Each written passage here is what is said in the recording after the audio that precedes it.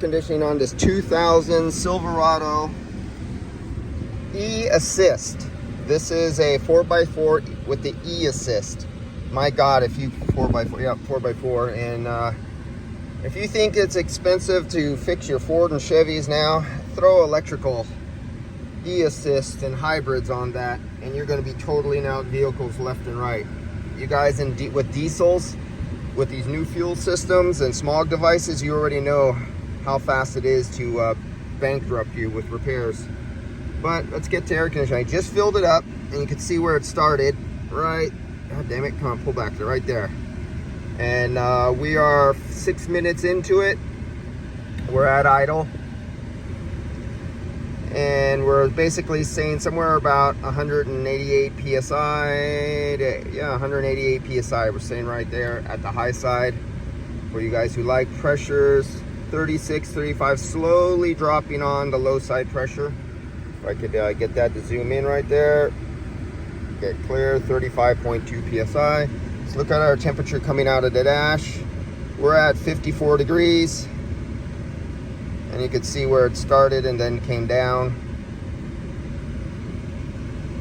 So let's take it off idle. Let's go at about 1750. Let's see what it does to the temperature. Let's see if it does anything to the pressure. So let's see if I could get them both up there. Okay, so I want to see if I could get everything in the shot. So there's the idle, or there's the tack. Here's the temperature. Here's the pressure. I don't know if you can see it clearly. All right, I'm gonna bring it up to about 1700. There we go. Oh, that's weird, doesn't like to hold there. It's another one of those cars. Trying to get a steady idle isn't easy. What did our low side do? We went down to 51. 50. Our high side went from 180 to 220. Let's look at that on a graph. Can we see that graph clearly? No, but you can see it, it's a shadow. So before I hit the engine RPMs, and I'm having a hard time keeping it up there. We can see that's where we were at idle speed. Now that we're at 1700 RPMs, we're going down. We're down to 49. Let's take a look at what the pressure's on this. Now this is a variable displacement compressor. Let's see what this one has done. This one obviously went down on the low side. Now if you've seen other vehicles I did with variable displacement compressors where the low side changes not even barely 1 PSI, like 0.7 of a PSI, and that's it. This one definitely took a dive down. And on this one, some variable displacement compressors, the high side won't change at all. This is one where it actually went up. Let's take a look at it. You can see it jumped. We were at 193. We were averaging between as low as 188 and 193, 104. It was always going like that. You see the little wiggle. Then you can see where I hit and up the RPMs, and we went up to 220. And we can see we were at 35 PSI. Let's see if I could zoom in there. 35 PSI, and we dropped to 25 PSI. And if we look at the outdoor temperature, we're at 100 degrees. It's actually, in the front of the vehicle, it's 92 degrees, but at the fresh air intake, it's 100 degrees. And I don't have the fresh air intake on right now. I'm just doing this to take a snapshot to get its maximum. Let's turn on the fresh air intake. Let's take it out of recycle. Where are we at? Right there. Boom, out of recycle. Now, let's back out and watch our temperature go up. And we should slowly watch the, oh, wait a minute. Wait a minute. Pressure's supposed to go up. Come on, go up. We're still out there. Okay, I'm over 1700 RPMs. Let's see this on the graph. As I switched over, it took a little dip down, so we were at 117. When I switched over, you see a drop.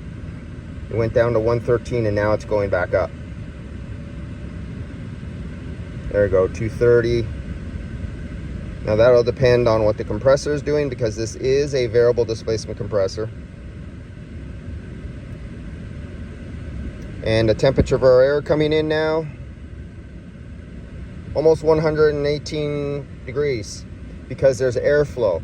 So I have the air temperature sensor pushed in the opening where it goes right down on top of the filter to take the air temperature going into the evaporator.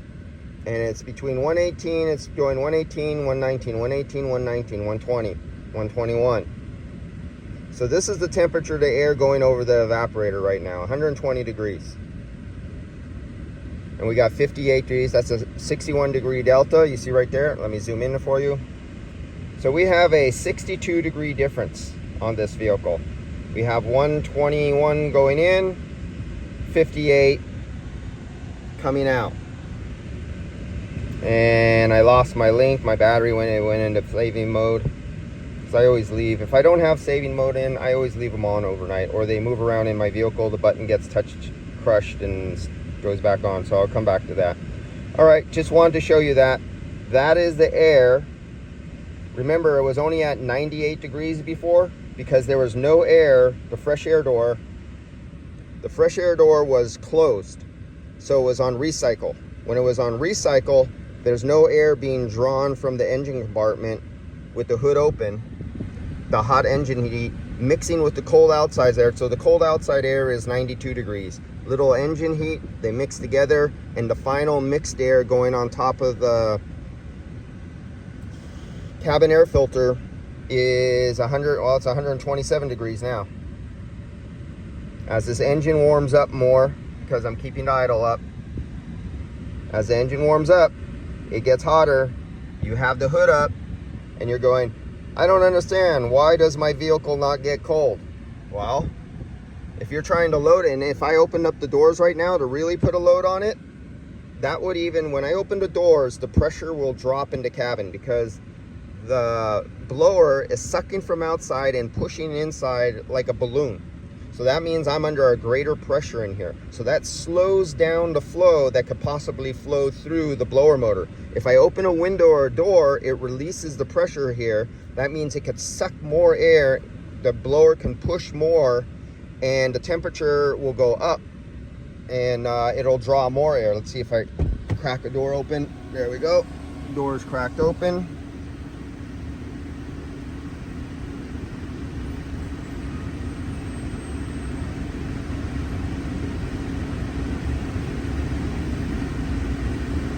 Just a tad difference.